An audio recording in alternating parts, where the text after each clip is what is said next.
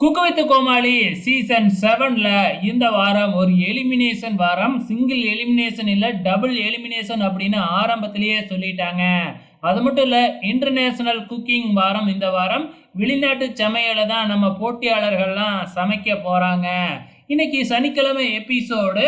நம்ம கோமாளிகளும் பார்த்தீங்கன்னா ஆக்டர் கெட்டப்ல தான் இருக்காங்க. ஆக்டர் ஆக்ட்ரஸ் கெட்டப்ல இருந்தாலும் எல்லா ஆக்டரும் ஃபாரின்ல இருந்து வருவாங்க இல்லையா, ஏதாச்சும் ஒரு படத்துல அந்த மாதிரியான ஒரு கெட்டப்ல தான் நம்ம கோமாளிகள் வந்திருக்கிறாங்க. குக்குங்களும் அதே மாதிரி ஒரு ஃபாரின் ரிட்டர்ன் கேர்ள் மாதிரி தான் வந்திருக்கிறாங்க. இன்னைக்கு அட்வான்டேஜ் டாஸ்க் நடந்து முடிஞ்சிருக்கு.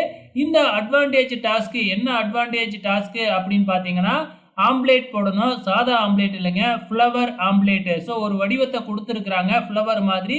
அதே மாதிரி தான் போடணும் அப்படின்னு சொல்லியிருந்தாங்க. வழக்கம் போல தான் ஜூனியருக்கும் சீனியருக்கு இடையே போட்டி அப்படிங்கிற மாதிரி அட்வான்டேஜ் டாஸ்க்லேயே ஸ்டார்ட் பண்ணிட்டாங்க. இதில் பார்த்தீங்கன்னா நம்ம ஜூனியர் டீம் பார்த்தீங்கன்னா 15 ஃப்ளவர் ஆம்லேட் போட்டிருந்தாங்க.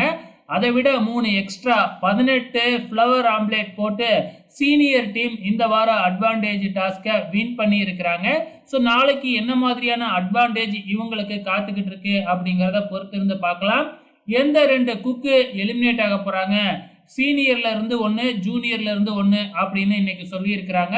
வெயிட் பண்ணி பார்க்கலாம் நாளைக்கு என்ன நடக்க போகுதுன்னு.